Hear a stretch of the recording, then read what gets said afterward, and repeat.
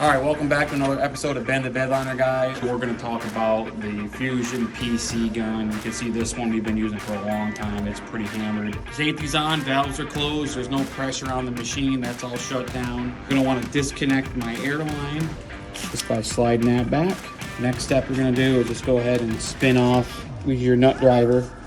You can loosen up this center bolt.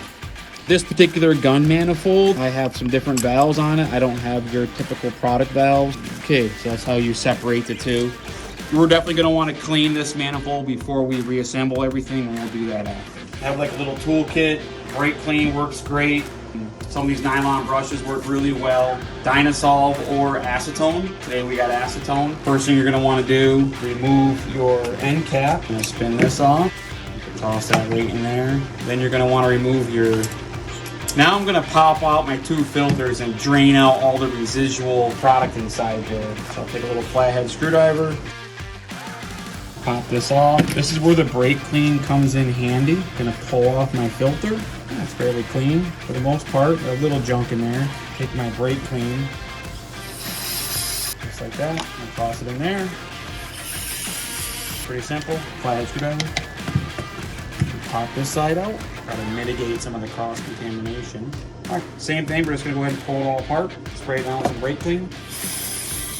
Now we got some residual product we want to get out of here. So we're just gonna dump that upside down into our garbage can. Next step, pretty simple. We're gonna go ahead and remove our cartridge. This one is definitely bad. Every box of cartridge comes with this setup here. Basically within this, you can actually test the cartridge, put into the cartridge like that. If you want to test it, this Zerk fitting with a nipple on it, you can cover it like that, and you can use your grease gun to check to make sure grease is coming out of the cartridge, which is inside. And you can do that on both sides. If you got grease coming in, typically means the cartridge is good. But what we need is every cartridge comes with a bolt. We're gonna go ahead and remove our blue cartridge housing.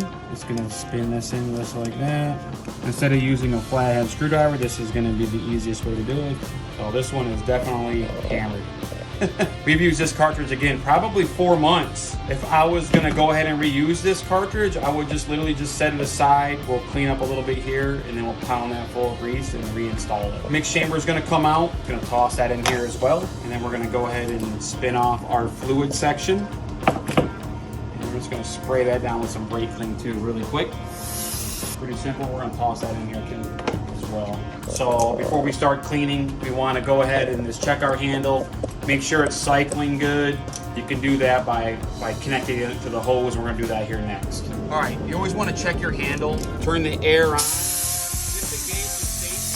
Well, we gotta disassemble this. This is not cycling at all. Go ahead and just spin off this back piece. Like that. I'm just going to set that aside. This is your safety. Safety, basically spraying and not spraying. We're going to push out our plunger. You can grease this, but we haven't cleaned this gun in a long time. So next step, we're going to go ahead, going to spin off our air chuck. Pretty simple. There is a spring in here. Don't lose the spring. Now we're going to go ahead and push out our trigger assembly. Pop it out there. We're just going to pop it into our cleaning supplies. Now we're going to soak this, clean this really well.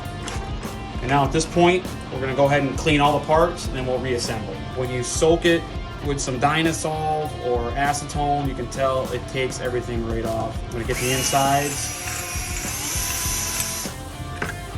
And get the back here like that. Kind of get the gist of it.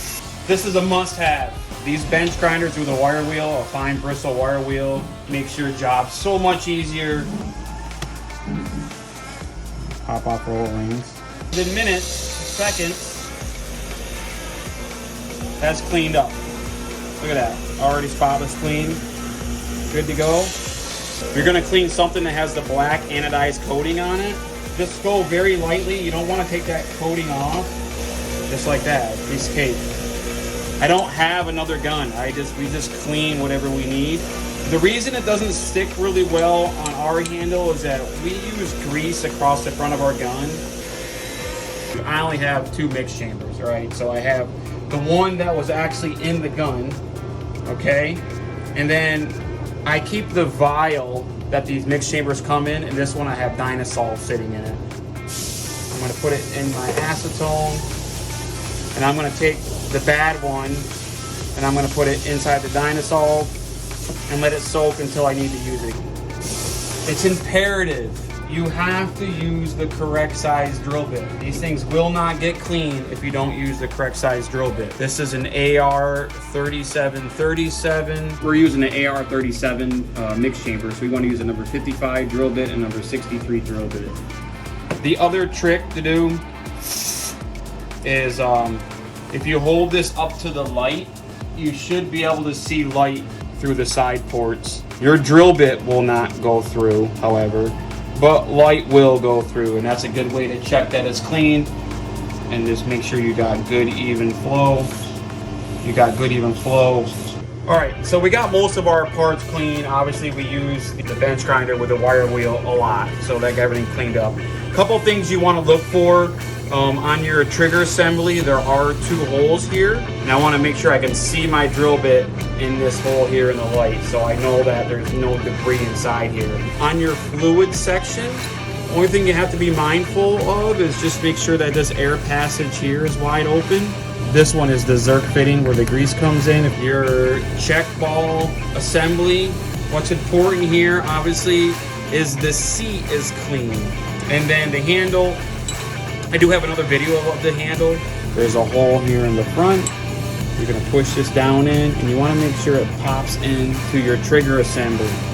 All right, that way you got this air passage is clean in your handle. Same thing in the back. You got 2 in the back as well. I got a real long drill bit, and I kind of go up through the muffler. Go up through the muffler, and again, I want to see it pop out into that trigger assembly. All right, so now I want to go ahead and reassemble my handle and check it. You want to reference your chart. All right, we need O-ring right here, 248136, and that's going to go on the back of your safety. Next O-ring, 248135. I already have it pulled out. It's going to go on your piston, and then you need some for your trigger assembly. These are an oddball. It's a 246354. If you can get one of these little guys, they work great, and to slide them on. All right, so now we're going to want to grease everything thoroughly. Slide that in. Now we're going to go ahead and grease our trigger spool. Just put a little bit on there. Throw that down inside there. Spring in next, trigger spool, then the spring. Get it all together. And I'm just gonna give this a little bit of a snug, not a lot, this is a little bit. Let's go check it. All right, now we got our gun handle all cleaned up. We're gonna go ahead and check it. The fluid section, there's one O-ring in here, the one that everybody forgets about. It basically sits down inside this groove right here. So this O-ring is literally just gonna sit down inside that groove. Typically when you clean them, they fall out, and then bam, done. That's all you gotta do. That's the only O-ring on this whole assembly. Now we're gonna wanna do our check valves. First thing you're gonna do is drop in your ball goes first, then your spring. You want that flush, just like that. You don't want them any more than that. Okay, so now we're gonna go ahead and just reassemble our check valve assembly here. Gonna put your larger O-ring. The 133 is gonna go in the very top, press it down. This one's gonna go in the bottom groove. Right like that, the bottom groove, just like that. Grab your filter, slide your filter on, and that one is done. This can only go one way, so numbers facing up, so put it in the gun, and then you should be able to look at the numbers there where it says AB and AR3730. Make sure everything is good and clean, nice and straight. Okay, now we're just gonna add our retaining cap. Throw that on. My hands are really slick. So. All right, now all we have to do is just add our end cap on. Thing with the end cap, just check these 4 air passages in here. This is for your clean off air, and make sure they're good and clean. And obviously make sure in here is all clean. On our check valve assembly, and then just pop that in. Bam, make sure here is seat. And now we can go ahead and reinstall and test spray.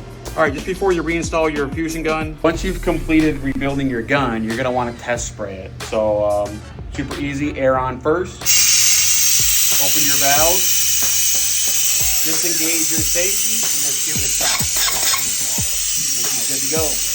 This is a somewhat lengthy video. I apologize, but I wanted to go in a little bit of detail on how to clean this Fusion PC gun. Typically, you can fly right through them, especially if you don't have to replace the cartridge. Always try to have an extra mix chamber in one of those vials. That saves time.